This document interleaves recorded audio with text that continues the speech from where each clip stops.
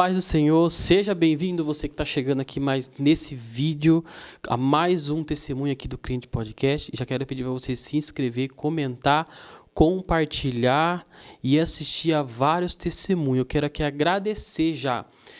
Hoje nós já batemos mais de 270 mil inscritos no YouTube. Olha, glória a Deus por isso. Eu quero agradecer a cada um de você, a cada um que se inscreveu, que tem se inscrito, comentado, compartilhado e todos os testemunhos que foram postados. Já estamos com mais de 100 testemunhos para a honra e a glória do nome do Senhor Jesus Cristo. Olha que bênção. Então você que está assistindo esse vídeo, se inscreve e assista vários outros testemunhos que já estão disponíveis aí no canal. Amém? Tenho certeza que vai abençoar a sua vida. Então hoje o meu convidado que veio hoje aqui é o Lucas Lima. Ele é de Bragança Paulista, da Igreja Pentecostal Restaurando Almas, do apóstolo César e apóstola Lourdes. Ele que tem 22 anos, é pregador da palavra. E hoje ele veio contar a história dele. Ele nasceu, irmãos, com uma anomalia facial. Passou por 19 cirurgias para a reconstrução do céu da boca, né? E dos lábios leporinos, né? Leporinos. E ele foi liberto do homossexualismo, que ele sofreu um abuso e desde os 7 anos até os 17 ele viveu no homossexualismo. E ele foi liberto dessa vida. Deus transformou ele e aprove a Deus ele escrever esse livro, que se chama Deus e a Homoafetividade. O Deus e a Homoafetividade, de Lucas Lima. Ele que escreveu esse livro. Hoje ele vai estar contando o testemunho dele e depois também vai estar falando um pouquinho dessa benção aqui, né, irmão? Seja bem-vindo. Amém. Amém. Muito obrigado pelo convite. Obrigado. Seja bem-vindo. Por terem nos recebido aí de coração mesmo. Você veio de Bragança Paulista. Olha, Bragança Paulista é grande a cidade? Pequena. Não é muito grande, não. Eu nunca fui para Mas Bragança. Tem 250 mil habitantes. É uma média cidade. É maior que a nossa. Maior. Que benção. Eu quero agradecer você ter vindo aqui hoje no estúdio, contar a sua história, seu testemunho. Fico muito feliz que você tenha entrado em contato conosco. Eu quero já convidar você que quer vir aqui ao Crente Podcast contar o seu testemunho. É muito fácil. O que você faz? Tem o link na descrição do vídeo. Você clica no link, já vai cair direto no nosso WhatsApp.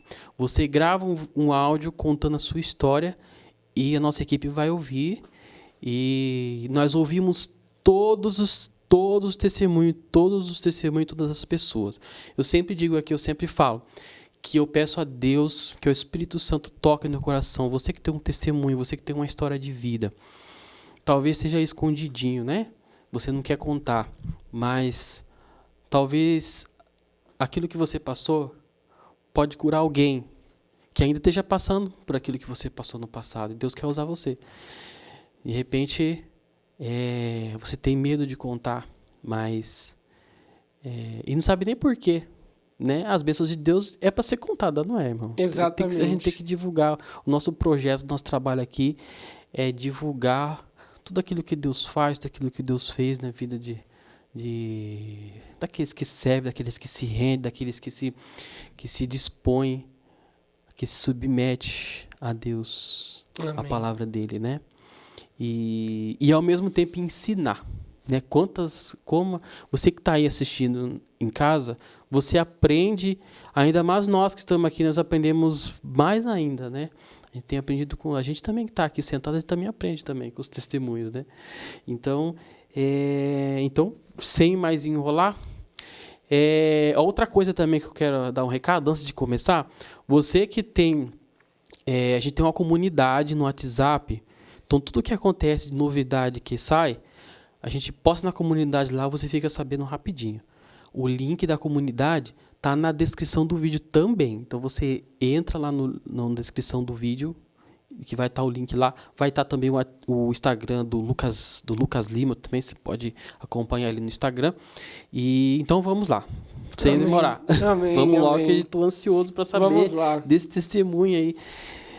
Vamos começar da tua infância. Você nasceu em Bragança Paulista ou Nasci em Bragança Paulista, né? Nasceu lá? Meus pais, eles moram lá há bastante tempo. Uhum.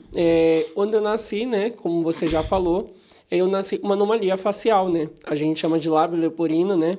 Só que aí ele afetou uma parte do nariz, o começo do nariz, e aí afetou também o palato e a gengiva, né? Palato a gente chama onde é o céu da boca.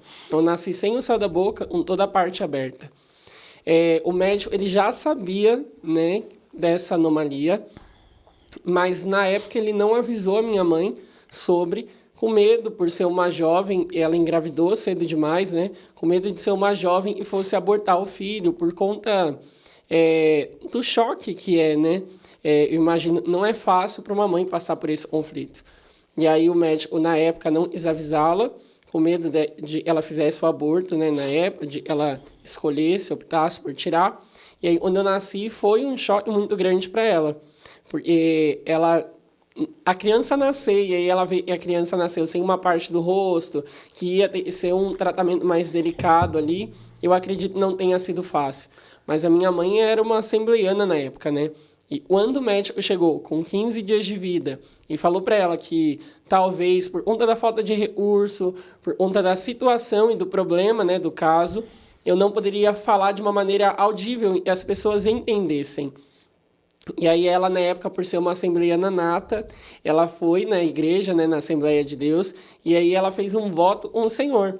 Ela pegou e falou, Senhor, o médico disse, e talvez ele fale e ninguém consiga entendê-lo.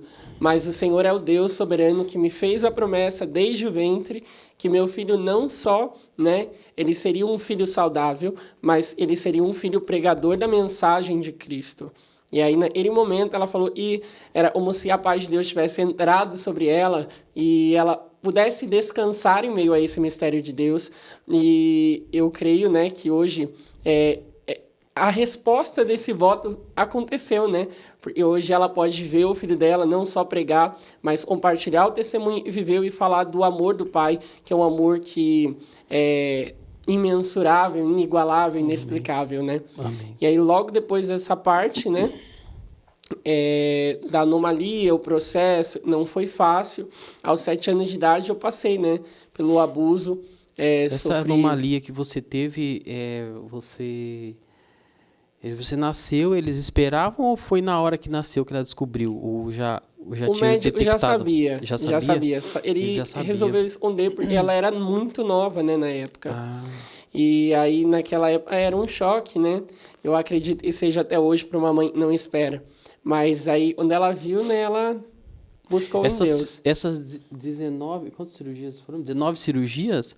Elas foram feitas lá na sua infância ou foi passando A maioria os anos? delas foi na infância, né? E não eram só cirurgias plásticas, mas eram muitas reparadoras, que a gente chama. Reparador. Quando ainda fica 1 centímetro aberto ou um espaço, tá passando ar, né? Aí eles refazem para poder reconstruir essa parte. Qual que foi as cirurgias que você fez? A do palato, Do palato. enxerto ósseo. O palato, você falou que é o céu da boca. Isso. O céu da boca era o que? Não tinha. Não Não tinha. tinha o céu da boca. Não tinha. Era completamente aberto. Meu Deus. Na época, ou você podia ingerir o alimento através da seringa, ou você podia usar, né, aquele tubinho, né, que coloca na garganta. E aí a minha mãe escolheu mesmo por fazer o uso da Eles seringa. tiram de que parte do corpo para fazer? O meu tirou da própria boca. Tirou da parte de baixo da boca para poder colocar na parte de cima. Aí eles foram removendo também. E você era recém-nascido quando fez a cirurgia? A maioria delas era quando eu era recém-nascido. Ainda era recém-nascido. Mas aí depois, esse processo ele durou por anos, né? Minha última cirurgia aconteceu faz 4 anos atrás, que foi o enxerto ósseo. Entendi. Da parte O que enxerto faltava. ósseo, você falou que tira de qual parte? Tira da parte de baixo Tira da da parte boca, de baixo e refaz aqui a gengiva. a gengiva, a parte de cima, que não tinha também. Não tinha, era aberta. Entendi. E aí, E essa pra marca glória que de você Deus- tem aqui é da cirurgia. É da minha cirurgia. É da fazia. primeira do lábio que eu fiz. Mas quando você chegou aí na escola, você tinha ainda marcas quando você cresceu mais um pouquinho, você tinha marcas? Você chegou aí para a escola quando criança com A marcas vida ainda? inteira eu tive marcas. É. E quando eu era criança havia uma dificuldade maior na fala, né? As pessoas elas não entendiam, né? Porque era bem fanho e a gente chama. É aquela fala fanho. espaçosa. E aí eu passei por um processo bem difícil na escola por conta do bullying, né? As pessoas não entendiam e aí eu também no desespero acabava falando rápido demais. Aí era mais complicado ainda. Você sofria muito bullying na Demais, escola? demais. Meu Deus. Ao ponto de não querer frequentar. Então, já tinha esse lance com relação a esse problema, né, essa anomalia. E ainda depois misturou as outras coisas durante a minha infância, adolescência e juventude, aí acabou virando Mas um gatilho. essa anomalia, essa cirurgia hoje tem alguma, te atrapalha em alguma coisa hoje na vida adulta? Nada. Normal. Nada, muito pelo contrário. Hoje eu sou grato a toda a equipe, né, que fez esse processo, que trabalhou para que tudo desse certo e para que eu estivesse aqui hoje, né? Trabalhou muito bem, né? Porque É. nem parece, né? Amém, Bem amém. feitinho, né? Que Amém. bênção, Ainda maravilha. tinha uma do nariz para fazer, mas aí na época eu optei por não fazer, não querer arrumar. Aí eu peguei e falei, não, vou ficar assim mesmo, que seja um Essa testemunho. cirurgia, ela é paga pelo SUS? Foi paga pelo SUS? Todo o processo. Na época existia uma fila, né? Para você tentar esse tratamento também, precisava da ajuda da cidade, para você poder ir até a cidade que faz, né? Que é o centrinho. Mas na época a gente conseguiu, foi super tranquilo, eles receberam a gente super bem. Muito bem. Glória a Deus. Amém. E depois desse você passou na infância, né? E depois você conta que no seu testemunho você sofreu um abuso quando criança, né? Que daí começa a tua história, né? Exato. Aos 7 anos de idade, eu passei por esse processo do abuso sexual infantil, né? Que não foi um processo fácil, né? Porque é uma criança, né? Uma criança que nasceu num lar onde... Eu falo um lar cristão, mas na realidade só minha mãe era cristã dentro da minha casa.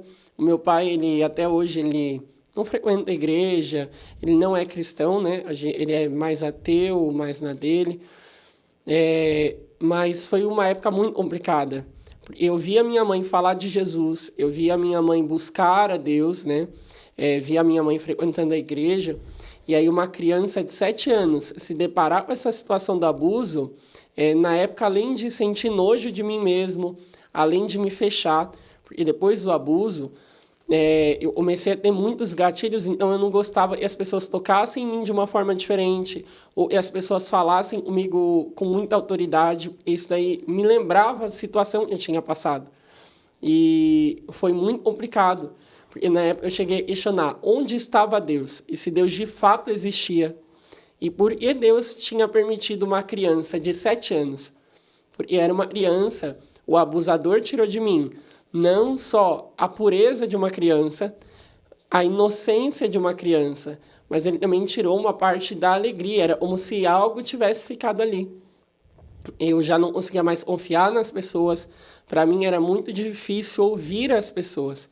E eu lembro de momentos em que eu chegava em casa, porque era uma dor muito grande para mim. Ter passado por isso foi muito difícil para mim.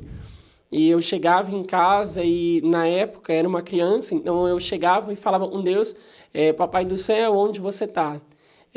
Isso dói, passar por isso dói. Não ter para compartilhar dói, porque era uma vergonha para mim. O seu pai, você não contava para o seu pai e sua mãe? Você tinha medo?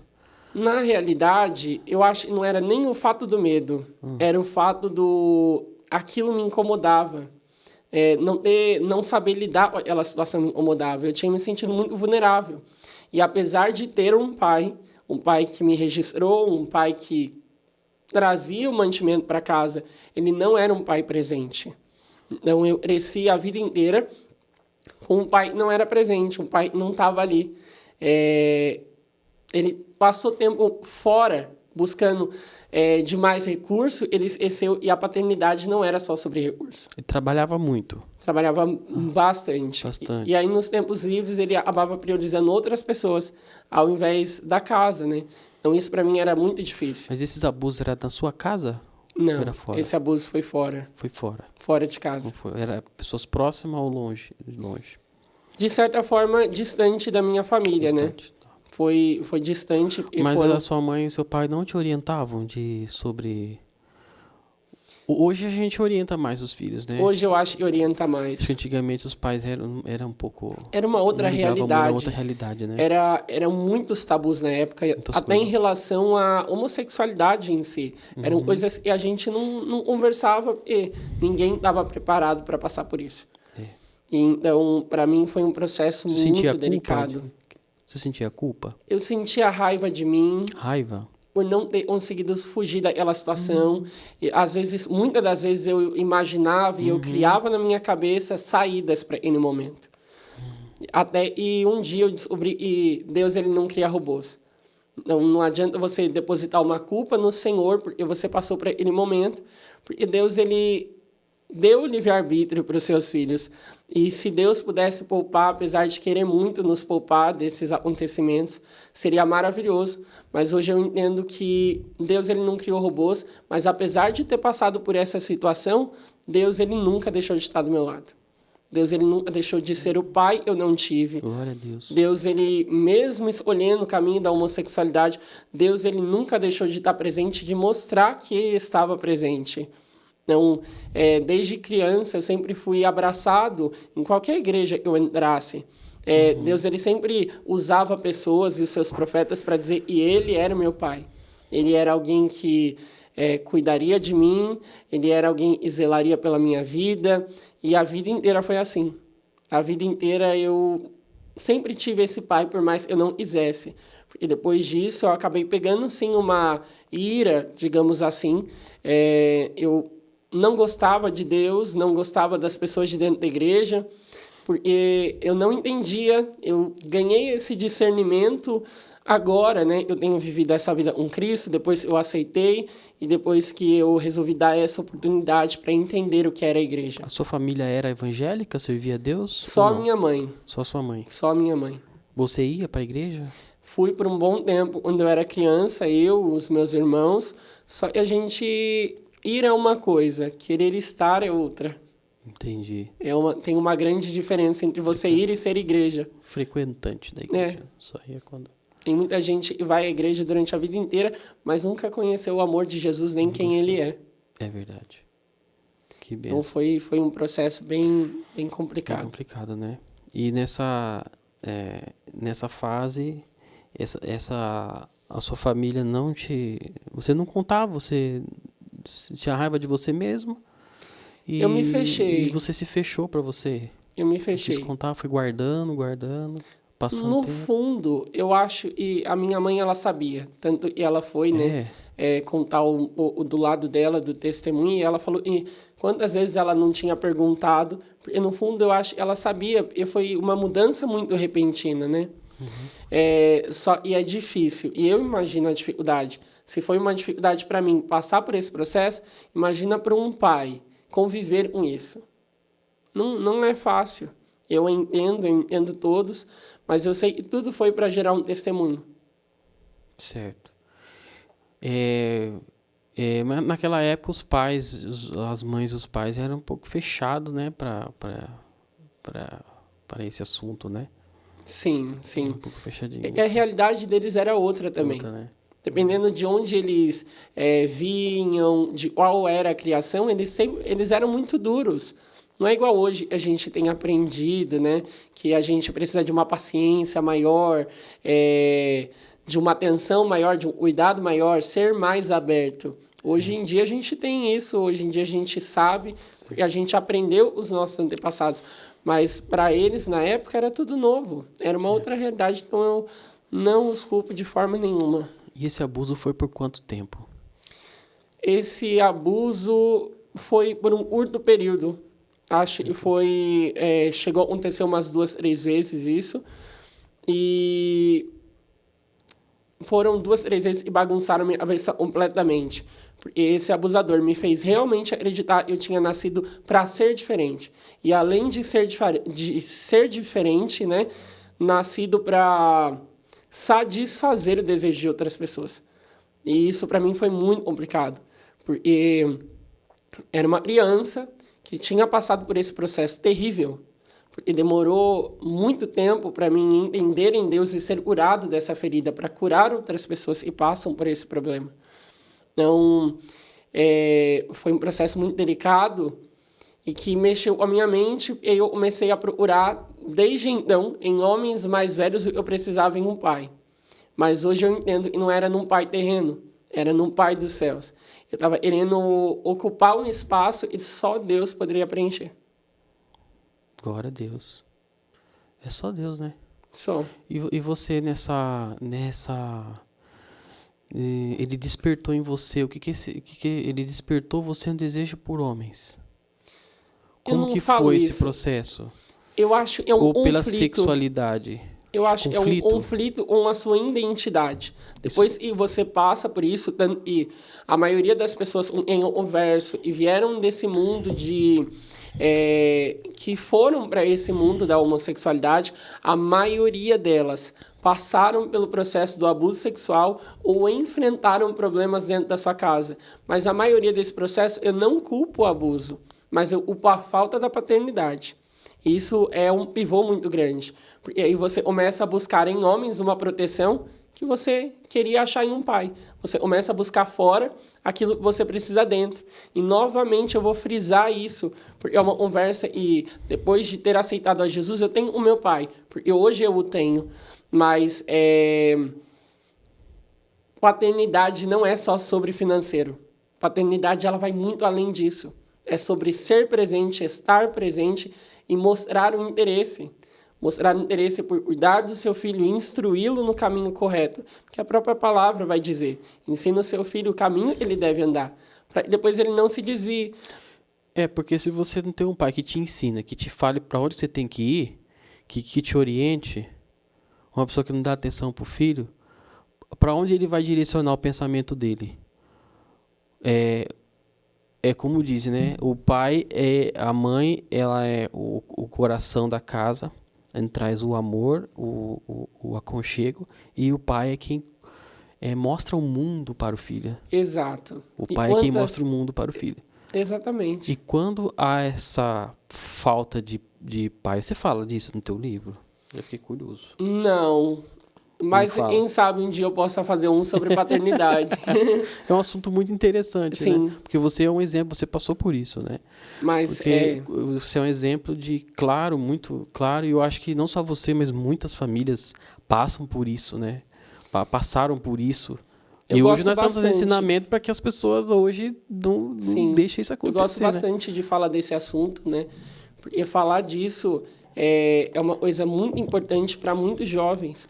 Eu mais recebo hoje de mensagem são jovens que não têm na casa e saíram para procurar por aí. E quando eu digo ser pai é instruir, ser pai é estar presente, ser pai é ser o provedor, ser pai é tudo isso.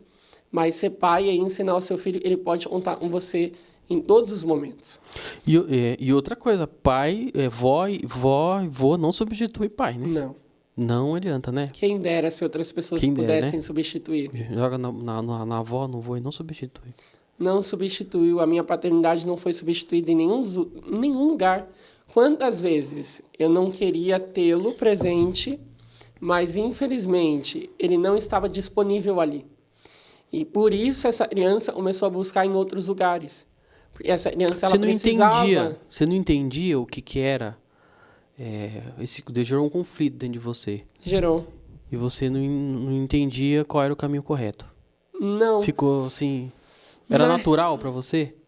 Para mim era. Natural. Para mim isso passou a ser natural. Era a minha realidade naquele momento.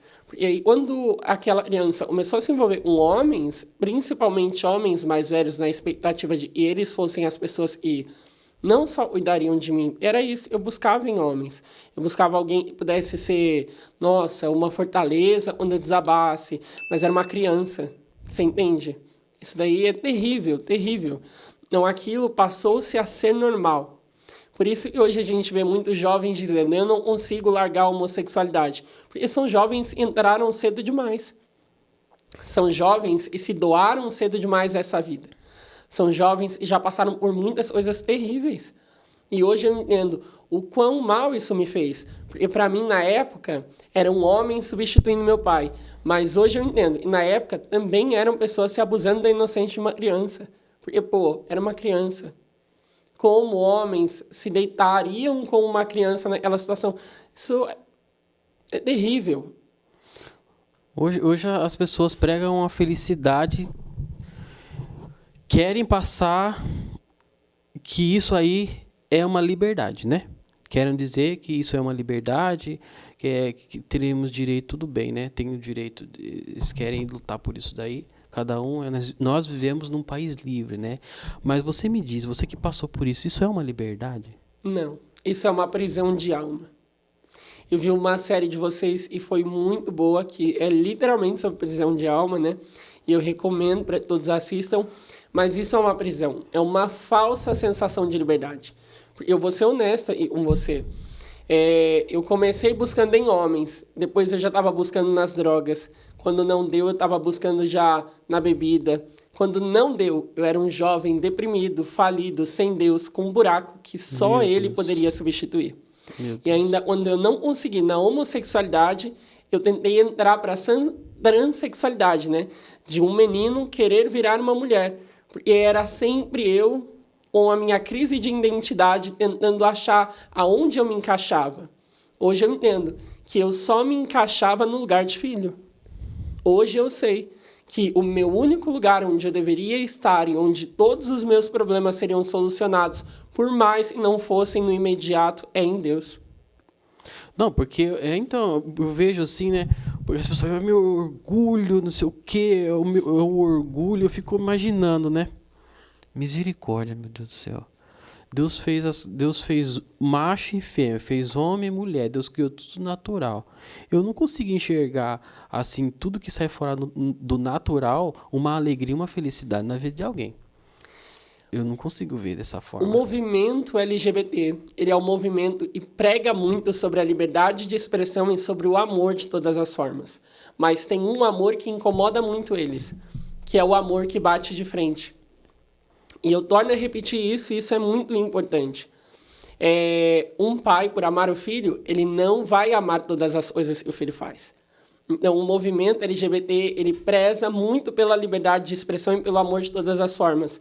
Mas quando você fala de um amor que é o amor de Deus, o amor que bate de frente com eles, o amor e diz, para me ter, você precisa renunciar, aí eles saem de si. Aí eles vão querer confrontar a igreja. Porque a liberdade deles, ela vai até o ponto que alguém discorda da classe, alguém discorda da bandeira. Então, é uma bandeira que luta demais pelos direitos de todo mundo até que alguém bata de frente com eles. Porque eles pregam uma falsa liberdade. Então, quando a gente vem um amor de fato, quando a gente vem com a liberdade de fato, que é sobre morrer na cruz diariamente, é sobre deixar o seu eu na cruz diariamente, aí eles se revoltam. Porque eles não estão preparados para isso. Porque eles acreditam. Quando a pessoa ela se assume, quando a pessoa ela entra para o movimento, ela mesma tende a se auto-rejeitar. Isso eu sei, eu já passei, eu tenho uma outra irmã que nasceu mulher e hoje ela é um menino, se você vê ela. Então, quando as pessoas elas nascem, eu mesmo, quando as pessoas elas entram para esse mundo, quando as pessoas elas decidem, quando eu decidi me assumir homossexual, eu me auto-rejeitei. A rejeição começou de mim. Não eram pais, não era a igreja me rejeitando, era eu mesmo me rejeitando por ser quem eu era. Por acreditar que aquilo era uma liberdade. Na vida inteira eles estão buscando aceitação, mas uma aceitação nem eles têm de si próprio. É uma bandeira em busca muito. A igreja precisa me aceitar como eu sou. Os irmãos precisam me aceitar como eu sou. A minha família precisa me aceitar como eu sou. Mas eles se aceitam? Não. Misericórdia. Não aceita. Porque é uma vida... Eu não acredito que existe a felicidade ali. Não existe felicidade, é uma vida fracassada, é uma vida onde você, cada vez mais, você vai se atolar, você vai se destruir. E tem gente por aí se baseando na vida de uma falsa felicidade que pessoas famosas vivem. Uma falsa felicidade. Porque só por trás dos bastidores hoje a gente entende que elas de fato vivem. Se você pegar hoje um ícone para muitos, vai pegar aí cantores grandes drag queens, eles admiram, são pessoas que vivem uma falsa felicidade e passam uma falsa sensação de que estão felizes. Mas por dentro de seus quartos, em elas de fato são. São pessoas que buscam em tudo. O pior é as escolas, né? Incentivando os jovens, adolescentes, mostrando que isso seja quem você quiser ser. Né? Seja quem você quiser ser, faça o que você quiser fazer, a vida é tua, tudo aquilo que te ensinaram é algo que pode ser mudado, é algo que... Eu digo isso porque eu já fiz faculdade, eu estudei num lugar onde muitos professores eram desse movimento aí. E eu entendia o que eles estavam querendo fazer ali. Não vou entrar aqui, senão daqui a pouco eu vou começar a contar testemunho. Não quero cortar você. Mas eu lembro, na época que eu estudava, eu via isso. Só que nós que éramos adultos, a gente não foi fisgado ali, porque a gente era adulto. Então tinha assuntos ali que a gente batia de frente. Mas eu ficava muito com pena, era dos adolescentes, dos jovens e das crianças que também estudavam ali, que a gente via que os professores manipulavam as crianças, dizendo que cada um tentando desconstruir aquilo que foi construído, né? Porque eu estive lá, eu vi, eu sei como é que eles ensinavam. Eles ensinavam que o problema da sociedade é a família. Hoje, na cabeça deles, o problema que existe na sociedade, que na cabeça dele é uma sociedade que problemática, onde tem muita violência contra a mulher, muita morte e tal. Então, eles ensinam para os adolescentes, para as crianças, que esse formato de sociedade, ela não deu certo, ela não dá certo. Então, ele vai ensinar que o formato, a base da sociedade foi construída em forma de famílias. Então, ele vai falar, então, você é aquilo que você foi ensinado. Então, isso que eles ensinam lá. Eu vi isso, é porque eu estudei, eu vi. Sim. Você é aquilo que você foi ensinado. Aquilo que o teu pai e a tua mãe te passou. Mas isso pode ser mudado. Inclusive,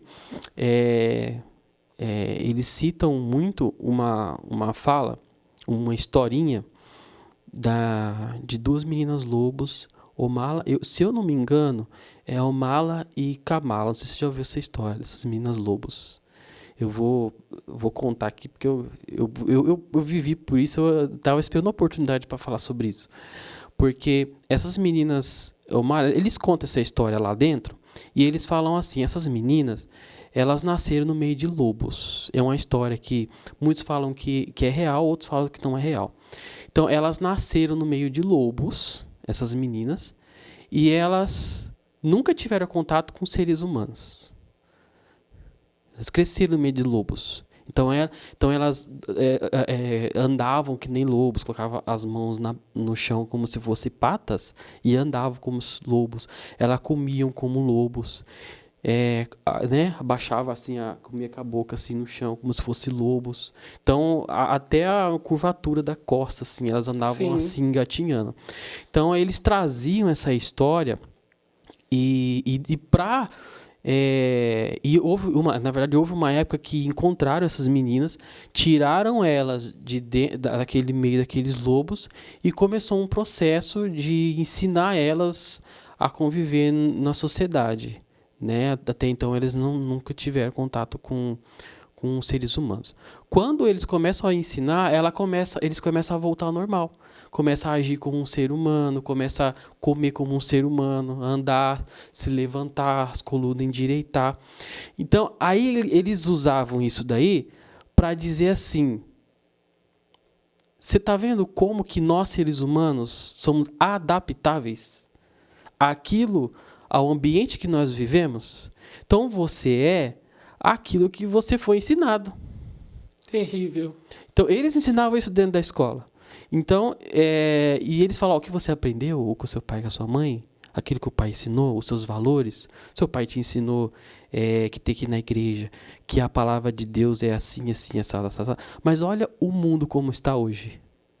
O mundo hoje tem sérios problemas. Tem a violência contra a mulher, tem morte, assassinato, e vai contando todos os problemas que existem no mundo, na sociedade, na política, as guerras, tudo culpa daquilo que te ensinaram. Você tá entendendo? Olha, eu tô contando isso para você que tá assistindo aí, para você entender o porquê, Sim. como que eles conseguem convencer dentro das escolas e Faculdade, os jovens universidade. das universidades, os jovens. Então, você que é pai, você que é mãe que está escutando, você tem que tomar cuidado com o seu filho. Ensina. Se você não ensinar e não falar sobre esse assunto, não blindar o seu filho, a escola vai engolir. Vai engolir. Esse movimento em si, a bandeira em si, ela quer desconstruir tudo que foi construído. Ela quer... A gente sabe que o maior pilar de Deus, sem dúvida, é a família. Então, além do movimento, ele querer bater de frente com a palavra de Deus, ele sabe que a palavra de Deus, ela confronta. Ela quer desconstruir aquilo que foi construído por Deus. Só que eles estão muito equivocados. Eles estão pregando tanto uma coisa tão liberal e que vai a favor de tudo que eles fazem, e eles se esquecem, e a palavra de Deus ela é uma só, ela não faz curva, ela não é modificada, ninguém é autoritário demais e possa acrescentar ou tirar. A palavra de Deus é uma só, e ela é sobre renúncia. Não existe vida sem Deus. Não existe Bíblia sem renúncia. Porque houve um tempo por aí e eles começaram a criar um Deus de amor que abraça o pecador, mas também abraça o pecado. E isso é errado demais. Porque Deus ele pode te amar, mas por te amar, ele não vai a favor dos seus pecados. Ele vai te convidar todos os dias a uma vida de renúncia e experiência com Deus, a conhecê-lo e torná-lo conhecido.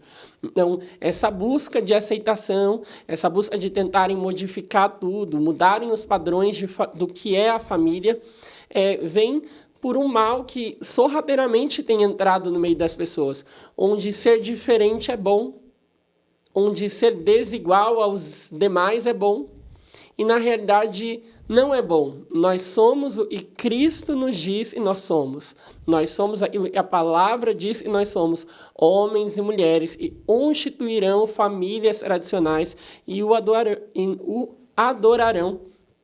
Então, esse movimento tá perverso demais. Você não acha que nós precisamos ter uma visão um pouco de blindar a nossa casa, a nossa família, a nossa igreja? Porque é uma guerra que vai agora até Jesus voltar, né? Sim. É uma coisa que não tem como. A gente pode eleger políticos e políticos do meio evangélico para nos representar, mas é um meio que nós vamos estar lutando até Jesus voltar agora, porque é um movimento que a gente, né? Então você não acha que é o momento de a gente se preocupar mais em nos blindar a nossa família? Eu acho, eu acredito muito nisso. Porque a gente fica assim olhando, fazendo as barbaridades, né? Fica indignado. Fica dando até ibope para essas pessoas, né? Fica dando até ibope, aquela comentando. O momento da gente se preocupar em blindar, e mais em blindar do que ficar atacando.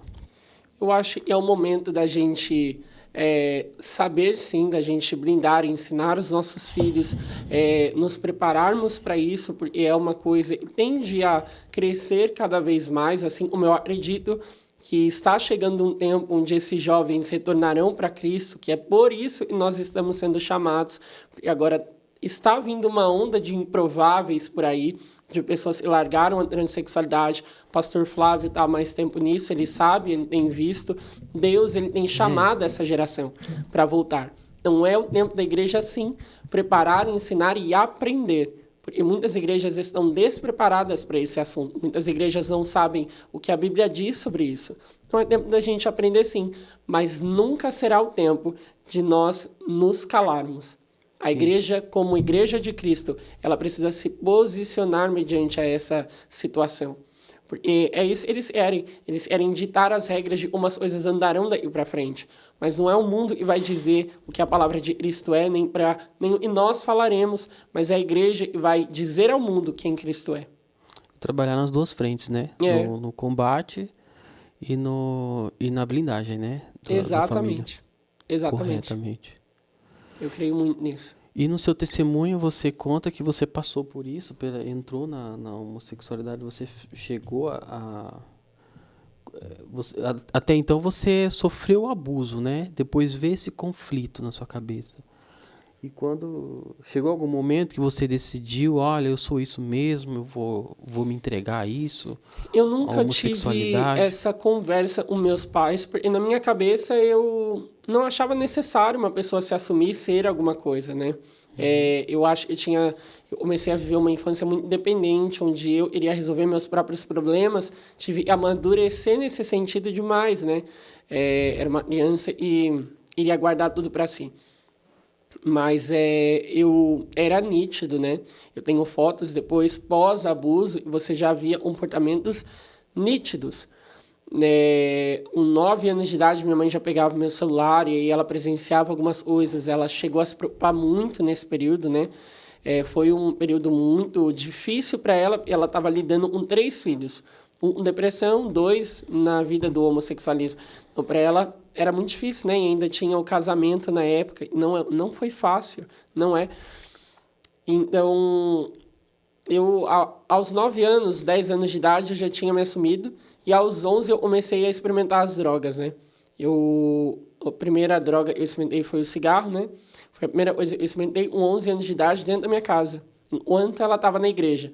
E aí, quando ela chegou, ela se deparou com aquela situação e aí ela ficou sem saber o que fazer, ficou com muita raiva na época, né? Minha mãe sempre foi muito explosiva, ela é aquelas mães antigas mesmo, né? Que batem, educam, sem dó.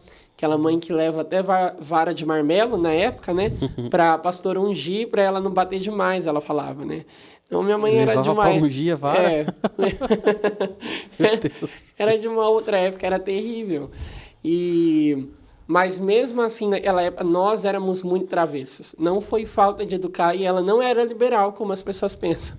É que a gente realmente arrumava um jeito de tentar viver essa própria vida, de viver essa vida conturbada. Então, quando ela chegou na igreja e viu, né, o cheiro, sentiu o cheiro, achou, né, na época, o maço de cigarro, o isqueiro, ela ficou muito espantada, chegou a chorar. E chegou uma época, ela acabou, né, desfalecendo, né, na fé. Eu vejo ela muito como Dorcas, uma pessoa que se doava demais, era uma pessoa que não poupava, não media esforços.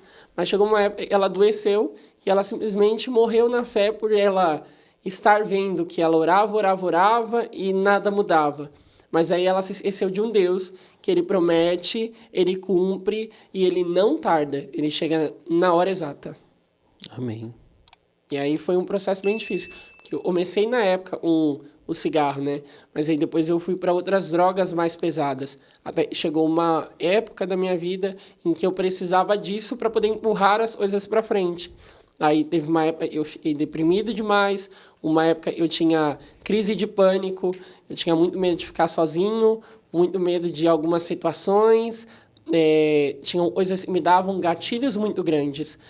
Então foi um período muito complicado. Eu vivi essa vida aí durante muito tempo e foi um período, sinceramente, muito complicado, muito... a falta de Deus, ela é muito difícil.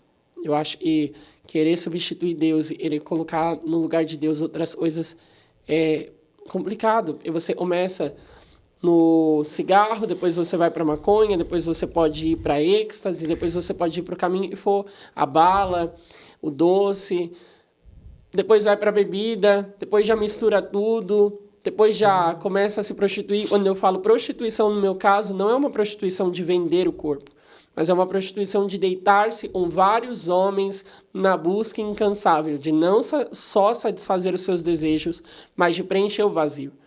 Aí, onde você vê, você já está preenchendo coisa demais. E aí, você só precisava de Jesus. Então, hoje eu entendo que Deus é o meu Pai. Era o conflito que você tinha, você nunca preenchia, só buscava em drogas. E como que você sustentava o seu vício? Você trabalhava? Não. Eu pegava o dinheiro dos meus pais, sem É. eles saberem. Inclusive, teve uma vez e a gente passou por um processo bem complicado. E a minha mãe era uma mulher de muita oração.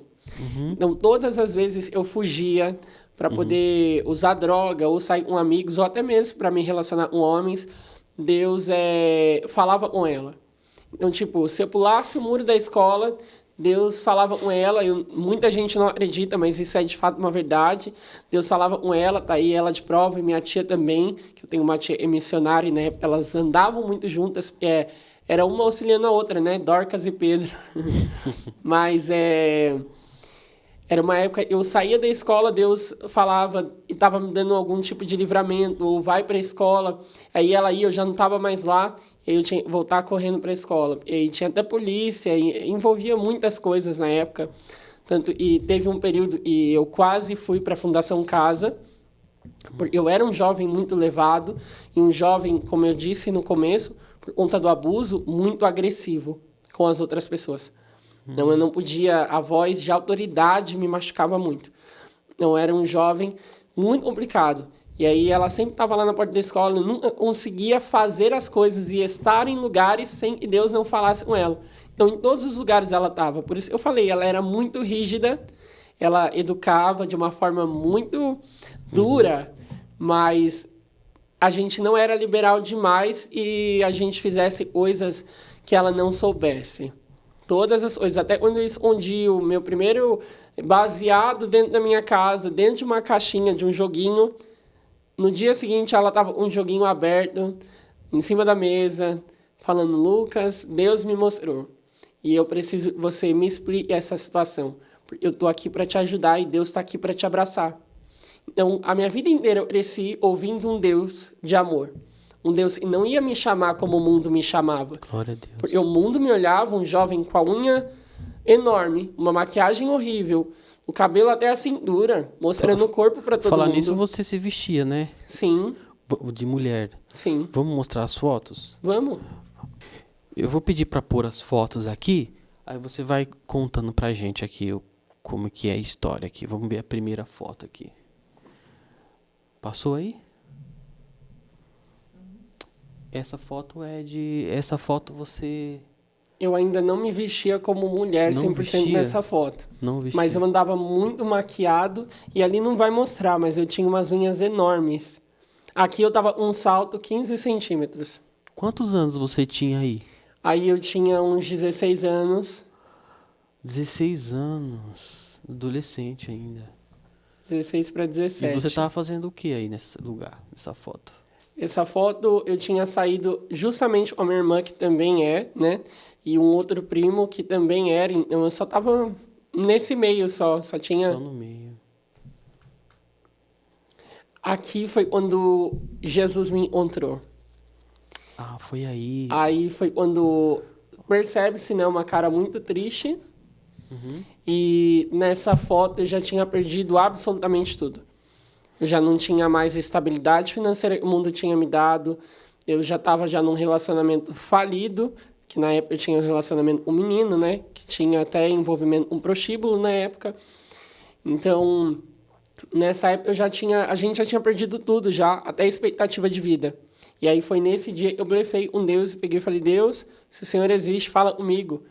E aí, nesse dia, Deus falou comigo. Glória a Deus. Até tem as unhas, né? Que você usava, que você gigante. falou, né?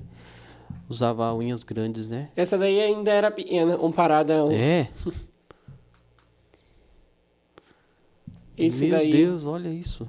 nessa época eu já estava já bem deprimido, usando muita droga e muito dependente de homens. Essa foi a época... Esse era o Lucas em conflito. Você pode ver que elas oscilam. O cabelo muda de cor toda hora, as unhas mudam toda hora, porque toda vez que a pessoa ela passa por um conflito com ela mesma, ela tende a ficar mudando até a imagem dela numa busca de tentar se encontrar. As unhas todas pintadas de uma cor estranha, né? Uma cor estranha. Aí eu já estava já com cabelo, não vai mostrar, ele tá preso, né? Mas era um cabelo loiro bem grande. Roupa de mulher, né? Aí tinha até um bojo embaixo. Eram Já sempre... mudou de novo, né? O cabelo. Esse é cabelo seu mesmo. Não, era tudo lace, né? A gente chama. Ah, tudo. Peruca, né? Olha, meu. Vamos ver. Você pode ver, e são várias transições, pessoas diferentes, Lucas diferentes. Mas voltando aqui, né? Depois de a gente ver essas fotos, esse era o Lucas que não tinha Jesus, né? Vazio. Sem Jesus. Vazio. Buscando uma felicidade que não existia. Atolado em coisas... Drogas. Que não o ajudavam. Era o Lucas e dentro dele estava gritando socorro para todo mundo. Por favor, alguém vê o que está acontecendo comigo, e ninguém ia ver. Infelizmente, a gente vive uma realidade onde todo mundo tem os seus conflitos, tem os seus problemas, os seus dilemas. Então, é uma realidade dura para todo mundo. Só que Deus, ele viu. Deus, ele sabia. Então, nessa foto que você mostrou, né? A foto eu falei para você, foi o dia que Deus me encontrou. Era um Lucas sem perspectiva de vida, um Lucas sem ânimo, onde para ele viver, ele precisava de drogas. Para ele viver, ele precisava... E as drogas, muitas das vezes, para mim, elas eram uma válvula de escape. Eu usava para sair da realidade, para esquecer quem eu era e tentar ser aquilo que eu queria ser. Mas, na realidade, era uma busca inconstante à toa. Eu ia viver procurando em pessoas. Eu ia viver dependente de pessoas e de coisas. Sendo eu precisava só de Jesus. E aí, nessa virada do ano, eu lembro... Era um poço sem fundo nenhum, nunca preenchia, né? Exato. Nunca preenchia. E aí, nessa virada do ano, a minha vida mudou. Do ano de 2019 para 2020... E sua família? O que sua família falava pra você? Na época... O que eles pensavam de você? Eles te julgavam, te aceitavam? Tentavam te convencer a mudar? Como que eles te tratavam? Ninguém nunca tentou me convencer a mudar. Não? Não. Na minha família, ninguém. Mas eu também não ouvi coisas boas. Quando você assumiu pro seu pai e sua mãe, o que eles falaram? Ou foi uma coisa gradual, eles foram percebendo? Como que foi? Eles já sabiam, percebiam, minha mãe também, por conta dos meus relacionamentos com homens durante a minha juventude, mas na minha formatura do 3º ano, eu me formei com 17, eu apareci na formatura com uma roupa totalmente doida, uma unha horrível, uma maquiagem mesmo para chamar a atenção de todo mundo e falar quem eu era. Aquele dia o Lucas, ele meio que se libertou, ele escondia, né? Mas era nítido para muitos. Mas aí eu acabei perdendo o resto que eu tinha da presença do meu pai, porque meu pai, ele se afastou totalmente. Meu pai, quando ele me via, ele proferia palavras muito duras, muito difíceis, né? Ele me xingava bastante. Teve até um período de jeito nenhum. E teve um período até ele chegava e falava até pra minha mãe, não, ele não vai ser nada, ele não vai chegar a lugar nenhum. Esquece, esse daí é um sem futuro. Então, ele falava coisas duras ao ponto de me machucar.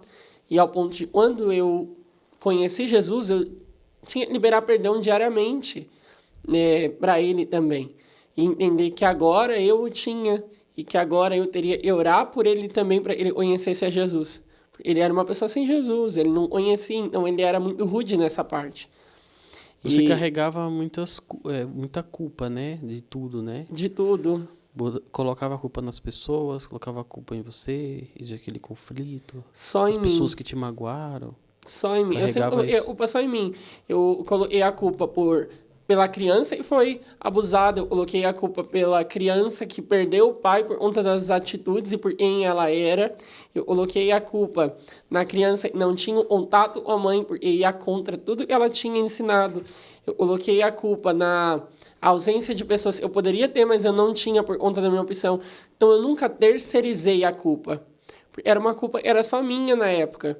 Até eu entender que eu precisava ser curado por Jesus e que eu tinha um lugar onde eu podia deixar tudo e todas as minhas culpas seriam consumadas e que eu poderia ser liberto daquilo tudo que eu estava vivendo e poderia ser amado de fato por alguém. Amado não por aquilo que eu tinha, nem por quem eu era, mas amado porque eu fui escolhido para ser filho. Amém. E daí na nossa formatura você...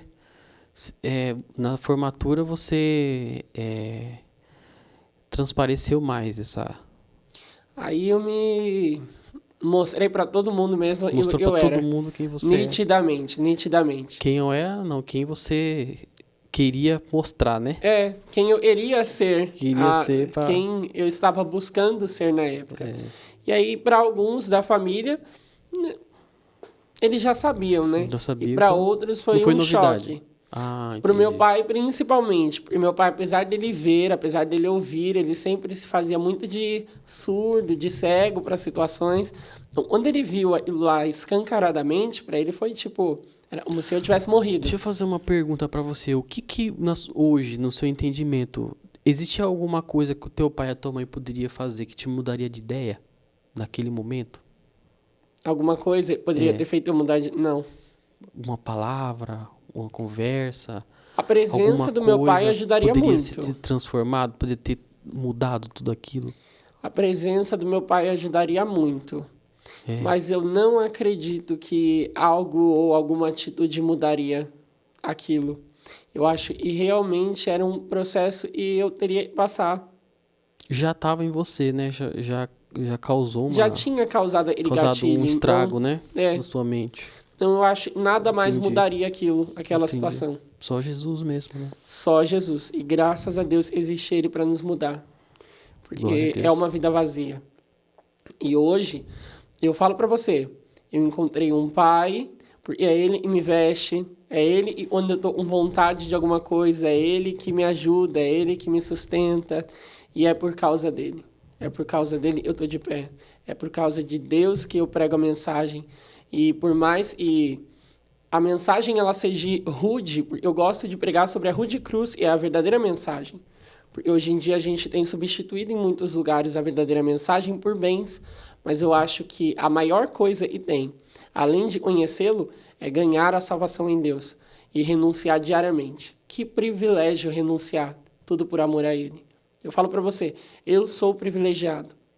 Privilegiado por ter renunciado tudo, porque quando eu digo renunciar tudo, eu renunciei sonhos também profissionais. Eu renunciei coisas que eu iria viver na época que eu achavam que eram boas para mim, por amor a Ele, por amor à chamada. Eu renunciei às drogas, eu renunciei à prostituição, eu renunciei à imoralidade. E se eu falar para você, eu renunciaria tudo de novo por amor a Ele. Porque hoje eu entendo quem Ele é. E hoje eu quero que Ele seja conhecido. Hoje eu quero que as pessoas de dentro da igreja achem uma esperança em Deus. Porque o que eu vejo de mães desacreditadas e choram, e eu choro a dor delas. Porque não é fácil. Quantas vezes eu não cheguei em casa e eu peguei a minha mãe às 3 horas da manhã ajoelhada pedindo socorro para Deus. Não tem filho que aguente essa situação. Quantas vezes eu não cheguei em casa e eu ouvi a minha mãe gritando, eu não aguento mais. Jesus, eu não sei onde ele está, nem que droga ele está experimentando, nem na cama de quem ele está agora, mas tu sabes. Era uma mãe de oração e eu ouso a dizer, uma mãe de oração muda muito e tem muitos efeitos. Tem um peso era muito uma grande, mãe, né? De joelhos e uma casa inteira de pé. Porque não era só eu que estava no mundo. Era uma mãe que estava lidando até com depressão, porque ela se sentia sozinha demais, porque ela estava buscando por todos. Estava buscando pelo casamento, estava buscando pelos filhos, e ainda tinha um filho trancado dentro de casa e não saía. Porque ele se fechou, ele viu os problemas de dentro de casa. E quantas das vezes ele não chegava para minha mãe chorando desesperada, e ele, fica calma, o Lucas não vai morrer.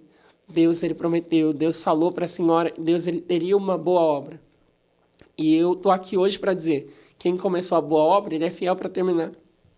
Hoje a minha maior alegria é chegar dentro de uma igreja para fazer uma agenda dentro da minha cidade e poder vê-la sentada, contemplando aquilo.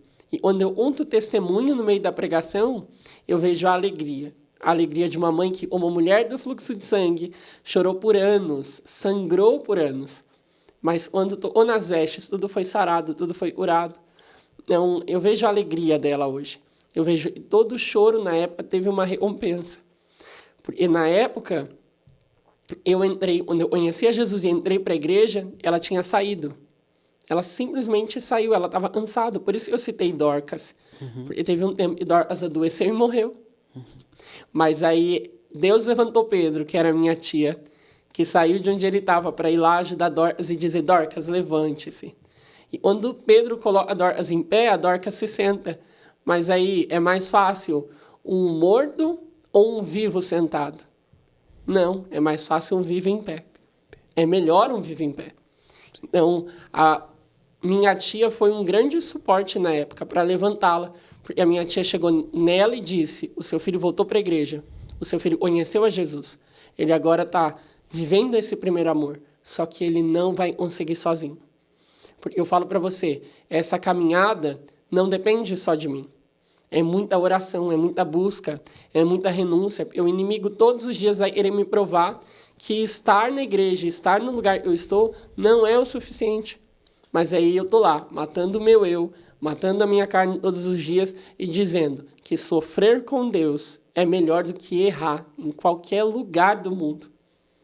Sofrer com Deus é melhor do que estar em qualquer ambiente. Hoje eu entendo que a minha vida com Deus, ela supera todas as dores. A minha vida com Deus, ela superou, eu sofri na infância. A tua mãe hoje também está sendo um exemplo, né? Tem foto com a sua mãe no seu Instagram? Tenho uma foto com ela. Quem quiser ver a mãe dele, vai no Instagram dele. E eu vou falar pra você, ela é uma assembleana, sempre foi Como que é seu Instagram? Só fala aí. Lucas Lima. É LUK2A1Z, era o nome que eu usava anteriormente. Tá. E aí ele continuou e aí foi alcançando muitas vidas quando eu postei o testemunho. Eu fiquei curioso pra conhecer sua mãe, porque é guerreira, né? Vamos marcar um dia pra ela vir aqui. Uma mulher de oração. Ela é. A própria oração deu força pra ela, né? Deu força pra ela levantar. De conseguir suportar tudo isso, né? Porque não é fácil. Um exemplo, né? Você para e pensa pra uma mãe servir a Deus e confiar. Ela não se entregou, né? Não. Não se entregou. E eu falo pra você, ela fala pra mim que quando ela orava, né? Os céus se manifestavam. Ela é uma mulher, ia no monte e ela contemplava a sarça, que é uma coisa que a gente não vê mais em muitos. Não, ela era uma mulher de monte. E Deus sempre falava, ele está guardado. Há um tempo. Você ainda vai ver ele exercendo funções dentro do ministério. E foi de fato que ela presenciou. Porque eu cheguei dentro da igreja, não cheguei pegando no microfone, como muita gente acha. Eu fiquei 1 ano limpando a igreja todo dia. Era uma baita igrejona. Eu comecei servindo a Deus e isso é lindo demais. É lindo, isso nos ensina que a oração é chave para tudo, né? Exato. A oração é chave para tudo. A oração não há nada move. que vença a oração. Não. Meu Deus. Às vezes você pode achar que eu estou orando e nada está acontecendo. Mas descansa, porque os céus, às vezes, de imediato, ele pode não responder. Mas Deus está colhendo todas as lágrimas e cada palavra. E no momento certo, os céus eles vão agir. Glória a Deus. Porque a promessa é dele. Amém. Aos nossos olhos, todas as promessas de Deus são inalcançáveis. Sim. Você acha que um dia eu sonhava que eu ia estar dentro da igreja, o lugar que eu mais odiava na minha vida, pregando a palavra e dizendo que ele cura, ele liberta, ele transforma, que a porta é estreita e que para você servi-lo você precisa negar o seu próprio eu? Eu nunca imaginava. E hoje é um privilégio estar nas estradas. É um privilégio ir para os lugares. Glória a Deus. Hoje um pregador da palavra, olha. Hoje que é um bênção, privilégio carregá-lo. E a mãe vai junto? Minha mãe vai na maioria. Ela não consegue sair muito, porque ela tem ainda os outros 2 filhos. Para acompanhar, né? É. Mas como que foi esse processo de você conhecer a Cristo? Quando que você decidiu, eu preciso mudar, não dá mais? Foi alguém que te ajudou? Foi você sozinho? Como que foi? Com 17 anos, eu já estava nessa crise, precisando de drogas, bebidas mais do que nunca. E aí eu tinha perdido tudo de repente. De repente, eu me encontrei sem nada, dependente de outras pessoas. E eu falo para vocês, de repente não é por acaso. E é em dias comuns e Deus escolhe operar coisas grandes. E aí eu lembro, era na virada do ano, de 2019 para 2020, se eu não me engano, 2020 para 2021. Eu não me recordo muito bem o ano que era, mas eu lembro, e eu tava com 2 amigos, né, e um menino. E aí eu cheguei para eles, peguei e falei, eu preciso viajar para outro estado, passar a virada de ano em outro lugar. Eu vou ficar doido se eu continuar aqui. E na época eu estava me envolvendo um menino que tinha uma casa de prostituição, mas graças a Deus, Deus o encontrou. Hoje também ele voltou para casa, assumiu os 2 filhos, e glorificado seja o nome de Jesus. Mas aí eu peguei e falei, não, eu preciso ir para a praia, não quero ficar aqui. E aí eles, não, vamos. Aí eu peguei o resto do dinheiro que eu tinha, que na época eu vivia uma vida muito boa. Peguei o resto do dinheiro que eu tinha e peguei e falei, vamos alugar um carro, vamos sair daqui. Fomos. No meio do caminho, eu, em conversa, em oração com Deus, eu peguei e falei, Senhor, se o Senhor existe mesmo, se o Senhor é o Deus desse povo louco, e na época, para mim, o povo da igreja era louco. Eu via eles, né, numa manifestação de milagre, eu via eles falando em outras línguas. Então, para mim, na época, o povo da igreja era louco. E aí eu falei bem sério com Jesus, se o Senhor existe, se o Senhor é Deus mesmo desse povo louco e existe mesmo, então hoje o Senhor vai falar comigo. Num lugar onde ninguém me conhece.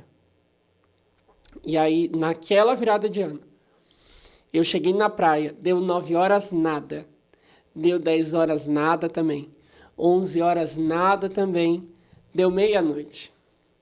Eu tô balançando a garrafa de champanhe. Nessa foto, inclusive, a minha cara tava uma cara bem triste mesmo. Eu tô balançando a garrafa de champanhe na praia. E aí, o primeiro fogo sobe ao céu. Foi algo surreal. E aí, o primeiro fogo subiu, Deus usou uma mulher.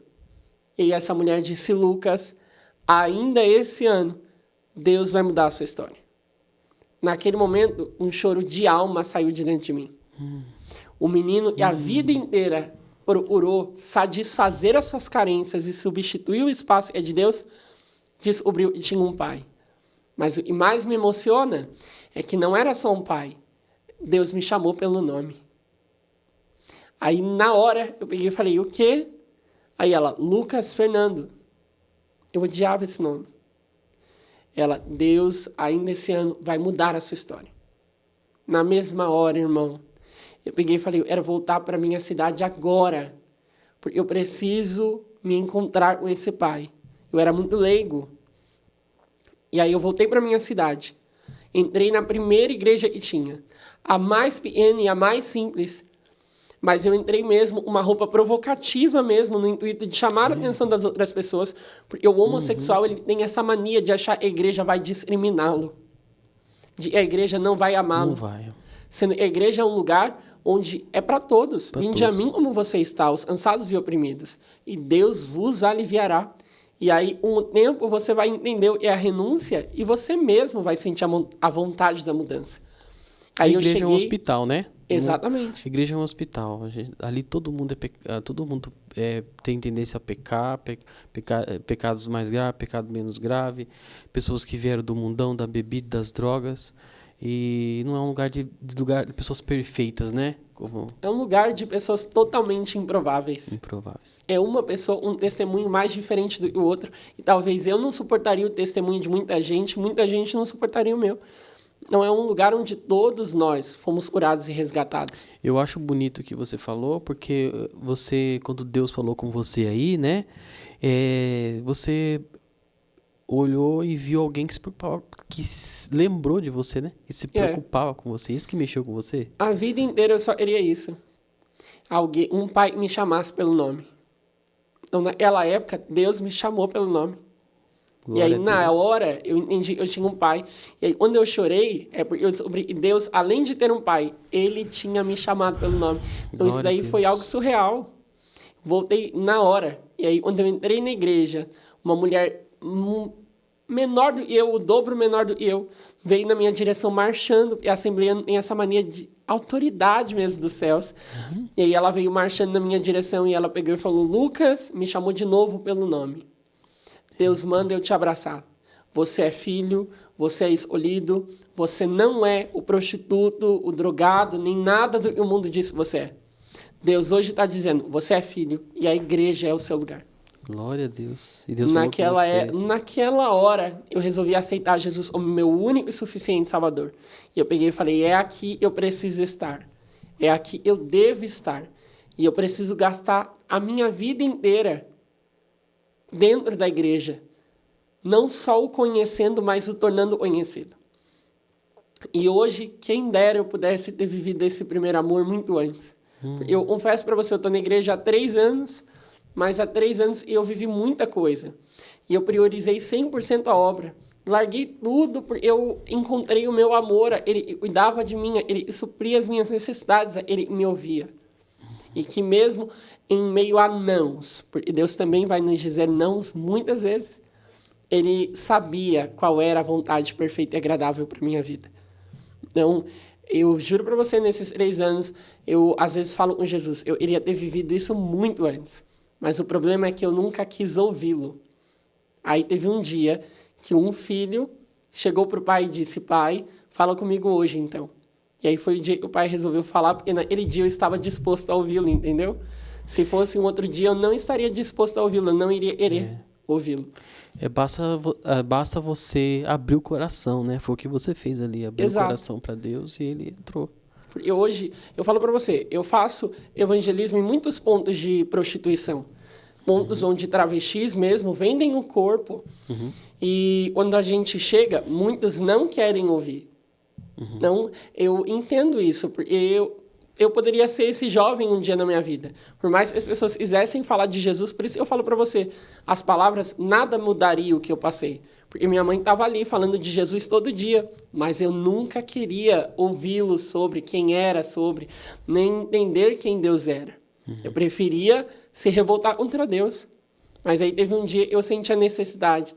Então eu sei, e hoje a gente tem esse projeto, a gente está lá evangelizando, e talvez naquele momento eles transexuais, eles homens, eles não irão nos ouvir, mas vai chegar uma hora em eles vão querer ouvir a voz de Deus. Nessa hora Deus já está preparado, Deus já marcou essa hora com eles, Deus já sabe o futuro, porque Deus é um Deus onipotente, onipresente, então, e onisciente.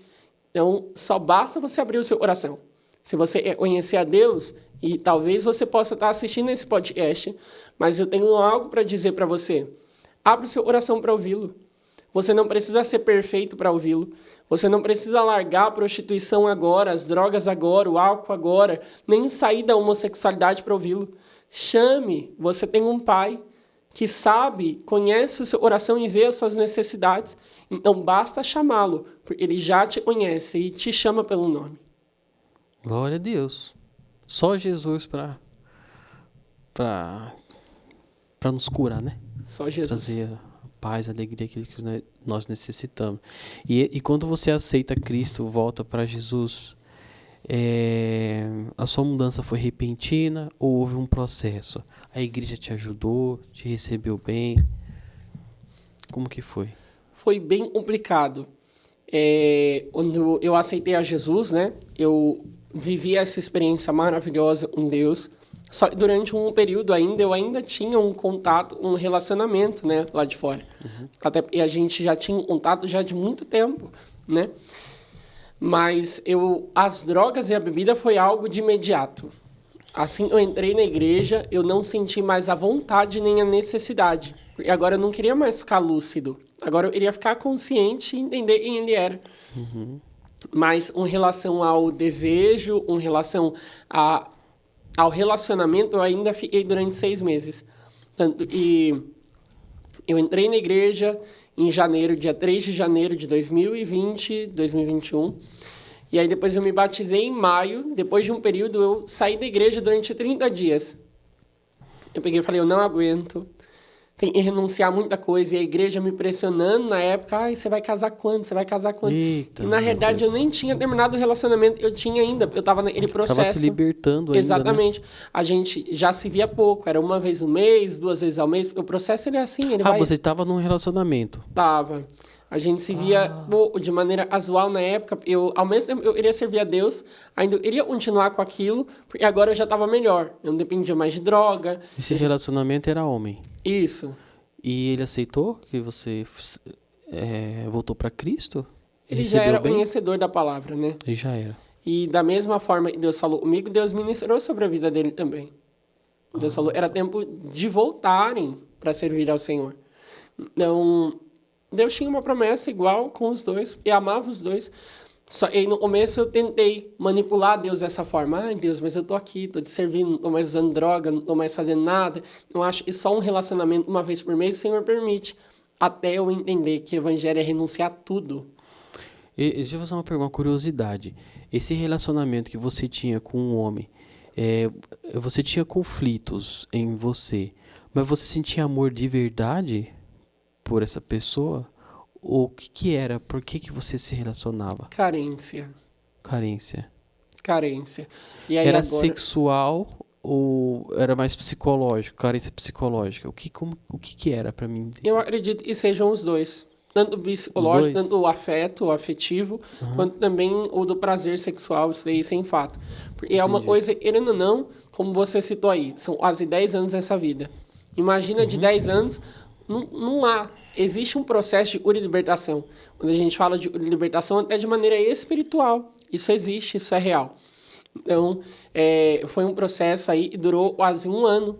Um ano, e graças a Deus, os pastores na época da igreja que eu frequentava, eles me faziam ir no monte quase todos os dias. Lá na minha igreja, eles eram de muita oração. Então, tinha uma oração e começava 7 horas da noite, terminava 7 horas da manhã. Você foi na igreja certinha, né? Fui na igreja certinha, Deus te na levou bem doutrinada. Igreja certa, e eu de amo oração. doutrina. Eu amo doutrina, eu falo pra você, é muito bom. Quem tá vindo desse mundo de homossexualidade, a igreja com doutrina é a melhor coisa que tem. E aí você começa a entender e você começa a largar as suas velhas práticas e aceitar um novo hábito. Eu entrei para essa igreja, a oração era obrigatória, era uma igreja de muita oração, muito fervorosa. Então, tinham dias, finais de semana, eu ficava na igreja de 7 horas da noite às 7 horas da manhã e meus pastores não deixavam nem dormir.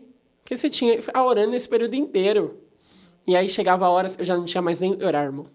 Meu Deus. Eu já orava já pelo passarinho, eu já orava já pelo vizinho, eu orava... Porque eu já não tinha mais pelo que orar. Pelo passarinho. Mas eu estava sendo gerado. Sim, sim. Isso me serviu para ganhar Glória maturidade. Eu entrei um menino e hoje eu sou um homem na presença de Deus. Hoje eu sou um homem não só liberto, mas um homem que tem o desejo de constituir família. Aquilo que para mim era loucura. Que para mim era desconstruído. Como você disse, o mundo ele desconstrói. E ele desconstruiu comigo também. Mas eu vou bater nessa tecla que é muito importante a questão da oração, porque teve um testemunho aqui de um irmão que passou anos debaixo de uma maldição de uma cartomante. Quando ele aceitou Jesus, ele ficou um bom tempo dentro da igreja, servindo a Cristo, e para ele estava tudo normal. E de repente ele muda de igreja. Ele vai para uma igreja de oração. Quando ele vai para... ele se batizou nessa igreja. Quando ele aceitou, ele se batizou. É até uma questão meio polêmica, mas ele se batizou na igreja. E quando ele muda de igreja, ele precisou mudar de igreja. Depois, quem quiser assistir o testemunho dele, daqui a pouco eu vou ver qual que é. Eu já passo para vocês. Tem que ver no celular aqui que eu não lembro. O episódio. Quando ele muda de igreja, ele vai para uma igreja que é mais de oração. E quando ele chega na igreja, o inimigo se manifesta. Na vida dele. Ele não estava liberto. Ainda existia uma maldição. Precisa de oração. Na vida dele. E ele contou aqui que ele foi batizado, passou um tempo na igreja. E quando ele mudou de igreja, o inimigo, o demônio, se manifestou nele, se manifestou dentro da igreja. Que ele não estava liberto. A igreja precisou fazer um processo forte de oração, de libertação na vida dele. Vários irmãos. Precisa do processo de libertação. De oração. Precisa. Hoje em dia a gente vê essa juventude está vindo para a igreja, uma juventude não acredita no poder que tem a oração, mas a oração ela é necessária. Você Necessário. precisa de um ambiente de oração. Sim. E de intercessão também. Quantas pessoas não intercediam pela minha vida? Quantas pessoas não estavam lá comprando as minhas guerras? É o episódio 107 do Gilberto. 107 do Gilberto. Ele chama assim, aquela cartomante me enfeitiçou e fez rituais comigo. Quem quiser assistir, assiste lá. É o episódio 107. É uma bênção, é uma bênção. Mas a gente precisa ser gerado mesmo no ambiente de oração. Precisa, né? Precisa de igrejas sérias mesmo, que estejam preparadas. Porque não é fácil, mas se a gente orar, da mesma forma que a oração move montanhas para nos trazer, ela vai mover para nos libertar também. Sim. E não adianta, se você não buscar a Deus, se você não orar muito, se você não entender de fato que é necessário renúncia, você cai.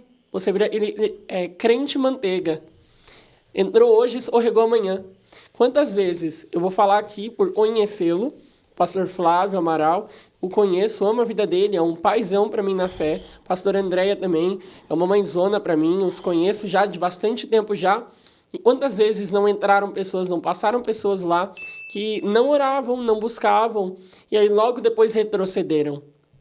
Não existe sucesso, não existe vencer o seu eu, não existe renúncia se não houver muita oração. Isso do Flávio, eu tenho certeza, porque eu convivi com ele, passei dias junto com ele, ele é uma pessoa de muita oração e ele instrui os meninos para eles orem, porque é necessário. Você precisa criar essa base sólida na oração.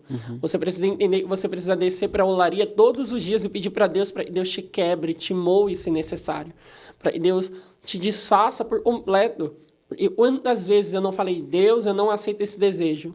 Se for necessário, me leve à olaria, me quebre por inteiro e me molde de novo como um homem pregador da palavra. Um homem que conhece e leva a palavra a sério. Porque eu não quero ser um homem que conheça somente a palavra na boca, mas eu quero ser um homem que pratique com suas atitudes e faça realmente, que mostre realmente um efeito. E o efeito é a oração, é a palavra e a libertação traz. Verdade. Com certeza.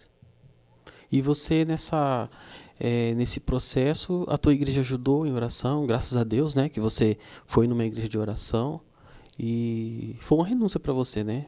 Foi uma renúncia muito grande. Você precisou decidir se esforçar, né? Se esforçar com força, decidir fazer. E muitas vezes a renúncia não é fazer aquilo que a gente quer, né? Às vezes é aquilo que a gente não quer, talvez, né? Porque o nosso corpo, a nossa alma, talvez não queira isso, né? Mas tem que fazer mesmo mesmo não querendo, né? A maioria das vezes você faz sem você querer. Sem querer. Até a oração é assim, né? Exatamente. Nem sempre você tá com vontade de orar. Você tem que fazer mesmo sem querer. É isso que é a renúncia, né? No começo, vou ser sincero com você. Eu orava mesmo e a hora não passava. Uma noite de 12 horas parecia demorava uma eternidade. Até cochilo eu dava no meio da oração até minha pastora chegar e já me dar uns petelecs e fazer eu acordar. Mas no começo não foi fácil. Mas hoje eu passaria horas falando com Deus. Eu amo a estrada, na maioria do tempo eu estou na estrada, eu vou em cidades diferentes para pregar. Mas eu amo a estrada e na estrada eu consigo falar com Deus por horas aquilo que eu estou passando. O que está me afligindo, o que aflige a minha casa. Porque a vida da itinerância não é fácil. O Lucas hoje ele está liberto. Eu não quero só ser liberto. Eu quero ser liberto, mas também libertar as pessoas que ficaram, levar a palavra e liberta para as pessoas que ficaram. Tem muita gente que ficou de onde eu vim. Muita gente é transexual, muita gente presa nas drogas, que eu sei que Deus tem uma obra muito grande. Então agora eu não luto mais só por mim. Eu luto para que Deus os alcance também de uma forma grandiosa e os traga para a presença do Senhor, para os seus átrios de amor. E eles entendam que em Deus eles serão escondidos, protegidos e moldados todos os dias. Que privilégio é esse? Nós temos de fato um Pai. Porque antes você vazio, agora você transborda para outros. Transborda. Glória a Deus. Isso é extraordinário. Eu quero... E esse testemunho gerou esse livro, né? Gerou esse livro. Muda aqui a câmera aqui para mim. Muda aqui. Pronto. Aqui. É esse livro aqui. Deixa essa câmera aí para você me ajudar aqui um pouquinho. Esse livro aqui chama Deus e a Homoafetividade, de Lucas Lima. Quem quiser adquirir esse livro, Vai estar o link na descrição aí. Você pode adquirir, né? Entrega na casa, né? A pessoa compra lá e entrega na casa. Quem 7 quiser. dias. 7 dias para entregar. E qual que foi o objetivo desse livro?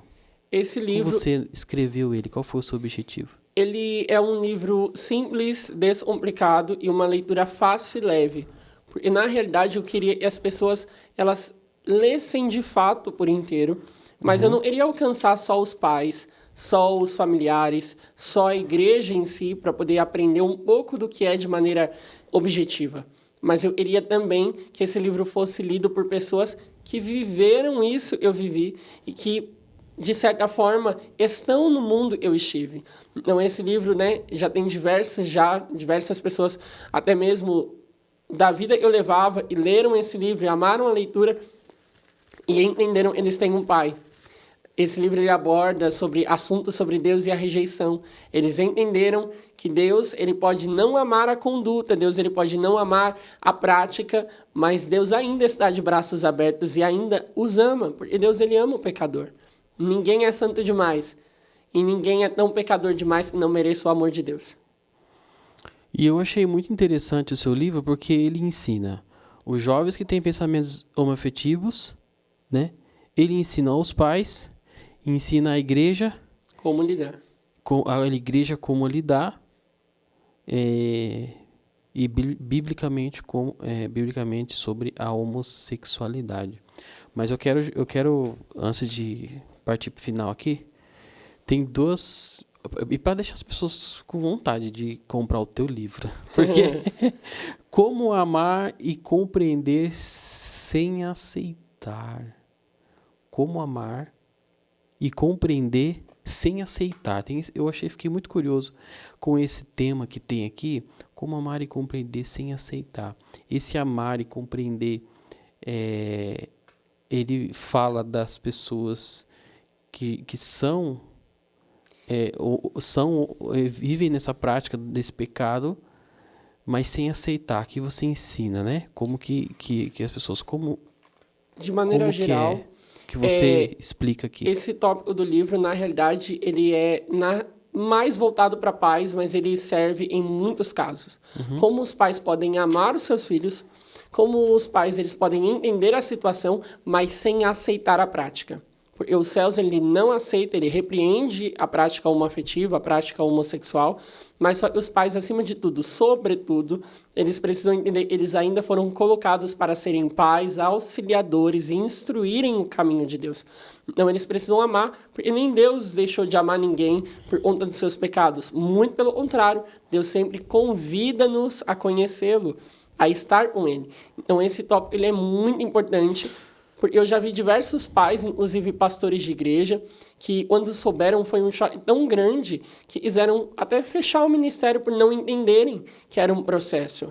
Então, esse tópico eu fiz especialmente para pais, para eles entendam, eles precisam amar. Para eles entendam que eles precisam entender a situação e serem pais presentes, mas sem aceitar a prática, que isso Deus também não aceita. Esse tópico seria para pais que descobriram filhos nessa prática e não sabem como lidar? Sim. Seria isso, São para né? pais. É para a igreja também, que pode amar, abraçar, mas sem aceitar a prática. E também para parentes. E tem parentes e familiares, e mesmo sendo cristãos, como foi o caso da minha tia, eles podem abraçar, eles podem amar e serem presentes, mas sem aceitar a prática. Glória a Deus. Olha que ensinamento. Olha o livro. Quem quiser adquirir, link na descrição. Se chama Deus e a Homoafetividade. Tem um capítulo aqui muito interessante que eu queria que você comentasse. Que é o capítulo 6, Deus, Igreja e Membros Homoafetivos. Como assim? Deus, Igreja e Membros Homoafetivos. O que você trata aqui nessa parte? Aqui eu trato sobre a visão cristã do que Deus acha sobre a homoafetividade como igreja, e como a igreja deve receber esse público. Porque existe sim um receio de jovens homoafetivos, jovens homossexuais, que eles têm, de certa forma, receio de entrar dentro das igrejas por acharem que as igrejas serão rígidas demais, ou por acharem que lá não é o seu lugar, por acharem que lá eles serão, de certa forma, apontados, humilhados. Isso daí aconteceu já até comigo. Não tem esse receio.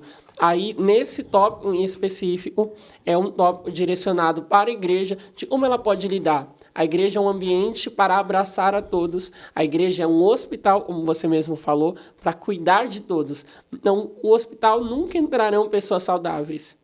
O hospital é formado por pessoas que estão, de certa forma, enfermas em diversas áreas de suas vidas. Então, aqui é um tópico para preparar a igreja, dizer para a igreja e lembrar a igreja que é um hospital, que está vindo aí uma geração de jovens que estão deixando essa prática e precisam do abraço da igreja, precisam do amor da igreja e precisam sentir parte da igreja. Por mais que no começo elas vão entrar cheias de defeitos, eu falo cheia de piolhos, né? É como uma cabeça cheia de piolhos, é o pecado. E aí o pastor ele vai ter que chegar lá e passar um pente fino e tirar todas as lendas daquele cabelo, até que ele esteja 100% saudável. Então aí é um tópico direcionado à igreja. Tem muitos pastores, muitas igrejas que realmente não sabem lidar, né? Infelizmente a gente tem visto isso daí.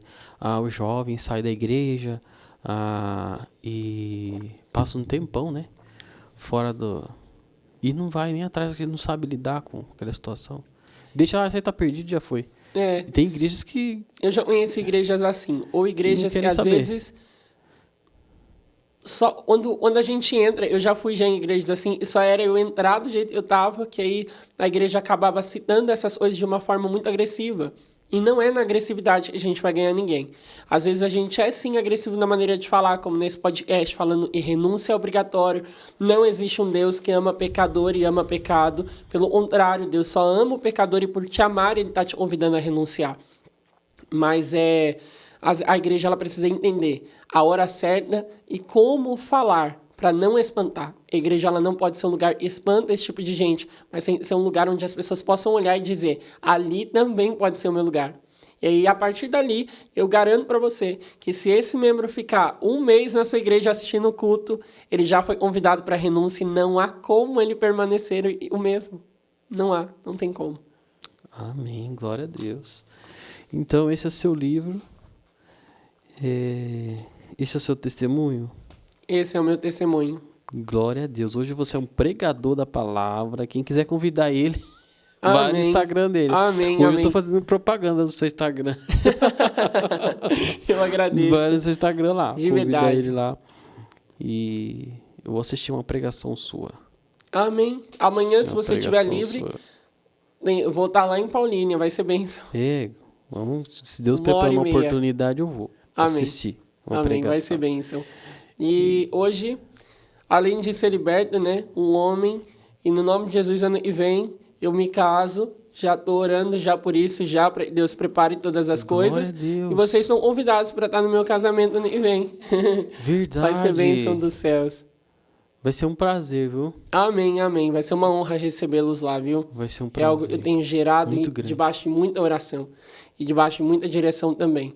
Para que no momento certo todo mundo possa conhecê-la e ela se sinta abraçada por todos. Sabe um sonho que eu tenho? Uma coisa maluquinha na minha cabeça? Eu já falei isso. Eu tenho vontade de fazer o primeiro casamento num podcast do mundo.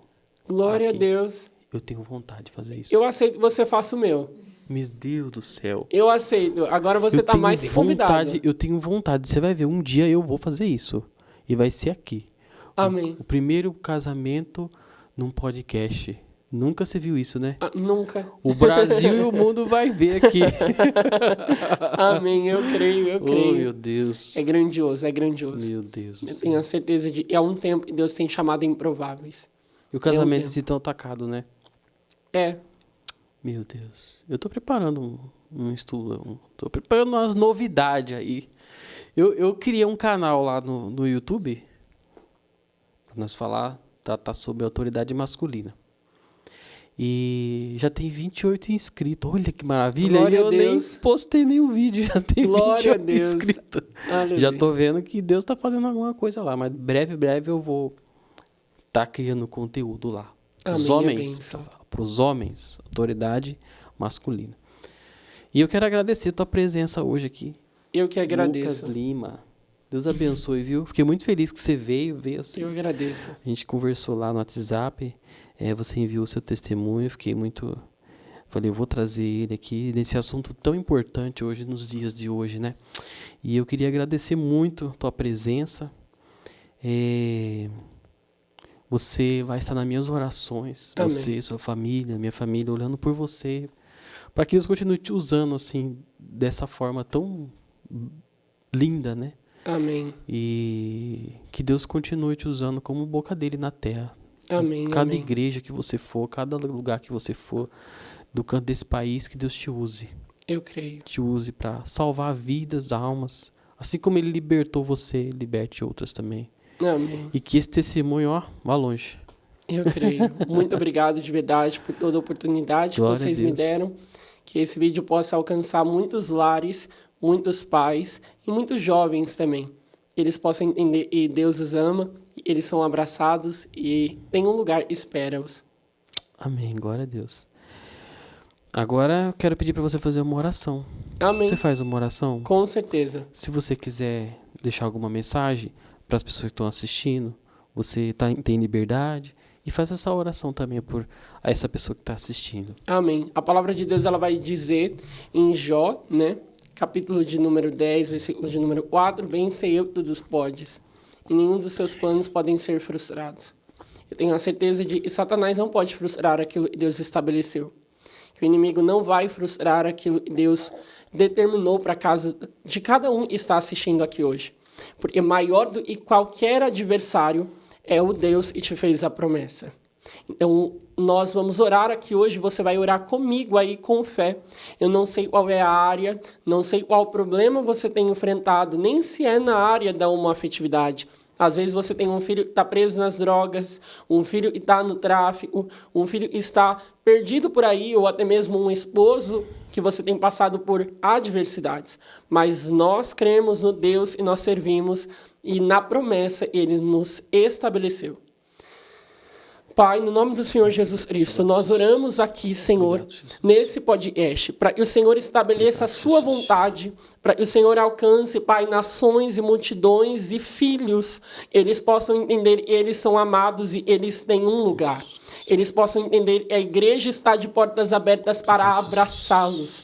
A Deus, nós oramos, Senhor, aqui hoje, nós entregamos, Pai, esse podcast, para ele venha a ser um canal de bênção em muitos lares. A Deus, quantas pessoas estão assistindo esse testemunho e talvez não tenham experimentado da sua glória. Mas, Senhor, eu te peço agora, toma esses lares, toma essas pessoas agora, Pai. Entra, Senhor, em cada casa, Senhor, eles possam sentir a tua presença de uma forma tão sobrenatural e avassaladora. Eles venham entender que só existe um Deus aqui na terra. Só existe um Deus que é fiel para cumprir todas as suas promessas e está colocando as coisas no lugar a partir de agora. A Deus, nós cremos, Senhor, que o Senhor não me trouxe em Boituva à toa, mas o Senhor me trouxe e hoje para dizer para famílias que estão ouvindo que no ano de 2024 é ano de cumprimento de promessa, é ano de colocar as coisas no lugar, é ano de trazer à tona tudo que foi gerado em oração. Nós cremos, Senhor, que até o findar desse ano promessas serão cumpridas e coisas serão entregues na minha vida, na vida, Senhor, de toda a liderança desse podcast, na vida, Senhor, dos anfitriões que me receberam e nas casas que estão assistindo, Senhor. Estabeleça a sua vontade, faz o teu querer, não aquilo que nós queremos, mas aquilo que os céus estabeleceu.